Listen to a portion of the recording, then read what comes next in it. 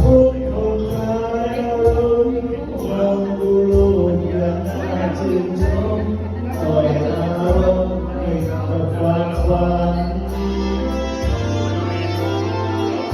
เพราะความพ่ายแพ้จนพิการใจเหลือชีวิตยังอยู่ยืนไปไม่สนใจในสิ่งผูกพันยังการใจชื่นยังฟื้นต่อไปวันเรามีคนเท่านั้นไม่มีวันที่จะจริงใจคนพิการใจอยู่ไปอย่างคนใช้ไม่บาปมองโลกแล้วสวรรค์คงสาบเกิดมาใช้บาปร่ำไปโลกสร้างความรักแล้วสร้างคนเป็นมาหัวใจ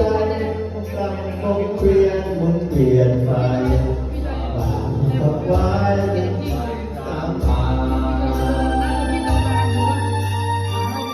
ทุกความหลอกหลอนชีวิตมานานจนจิตใจ